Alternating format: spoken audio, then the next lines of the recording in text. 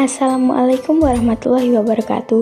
Halo teman-teman, hari ini kita akan membahas tugas IPS Serangan Umum 1. Sebelum lanjut, kita perkenalan kelompok dulu ya. Di sini ada Syafina Sabila absen 27, Siti Nur Aisyah absen 26, dan Ilham Dika absen 14. Oke, sekarang kita lanjut ya ke pengertiannya.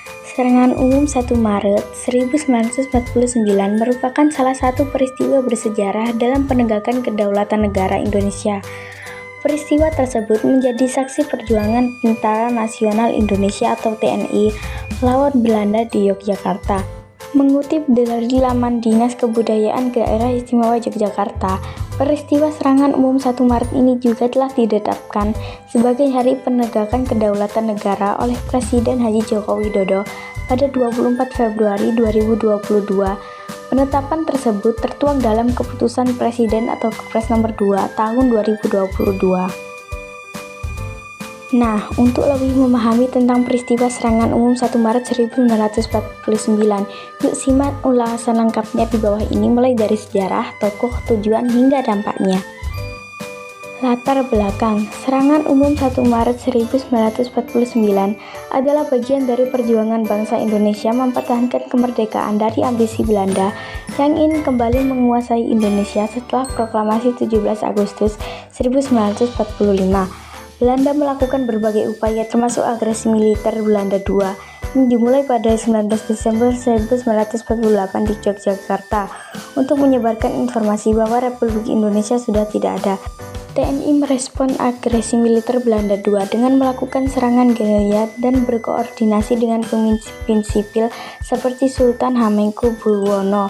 Sultan Hamengkubuwono mengusulkan serangan umum pada 1 Maret 1949 untuk menunjukkan eksistensi Republik Indonesia kepada dunia internasional, terutama karena masalah Indonesia akan dibahas di Forum PBB pada bulan Maret 1949.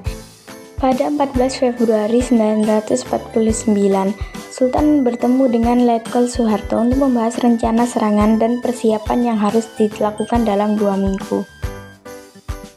Kronologi serangan umum 1 Maret 1949. 1. Serangan dimulai pukul 6 pagi pada 1 Maret 1949 setelah sirine berakhirnya jam malam berbunyi. 2. Pasukan TNI berhasil memasuki kota Yogyakarta dan menguasai lokasi-lokasi penting meskipun mendapat perlawanan dari tentara Belanda. 3. Pukul 11 siang, pasukan bantuan Belanda dari Magelang tiba dan bergabung dalam pertempuran. 4. Pukul 1 siang, pasukan TNI mundur dari kota ke markas masing-masing. 5. Sore harinya, Yogyakarta kembali dikuasai Belanda. Tujuan utama serangan ini adalah untuk menunjukkan kepada dunia internasional bahwa Republik Indonesia masih eksis dan mampu memberikan perlawanan.